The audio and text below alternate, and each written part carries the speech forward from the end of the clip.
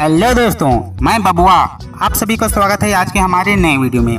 आज के वीडियो में जानेंगे कि एक फिल्म बनाने वाली कंपनी मूवी से कितना कमाती है, कौन सी मूवी कितना कमाया, इसकी जानकारी कैसे मिलता है, एक मूवी बनाने वाली कंपनी को मूवी से कैसे फायदा होता है, तो इन सभी के बारे में आपको इस वीडियो में बताएंगे।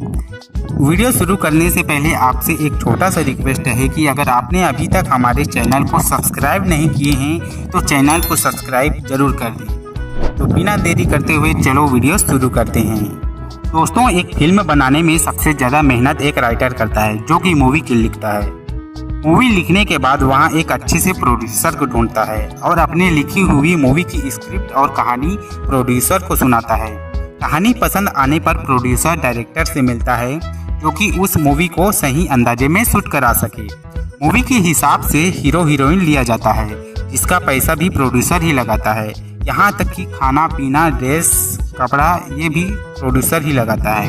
अब बात यहाँ आता है कि इतना पैसा खर्च करके प्रोड्यूसर को फायदा क्या होता है, उसको पैसा कहाँ से मिलता है या कहाँ से कमाता है। तो दोस्तों, प्रोड्यूसर मूवी बनाने से पहले ही मूवी को बेच देता है और अच्छा खासा पैसा कमा लेता है।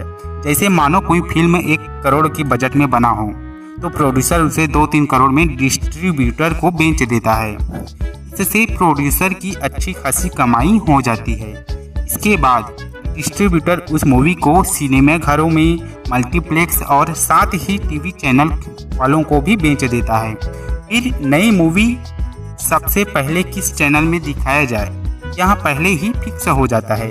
डिस्ट्रीब्यूटर जितने रुपयों में मूवी को खरीदता है उससे ज़्यादा दामों में इन सभी को बेच देता है।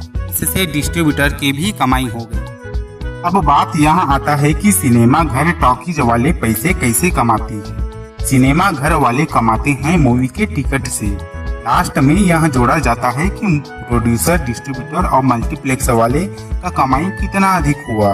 इससे पता चलता है कि मूवी ने टोटल कितनी कमाई की।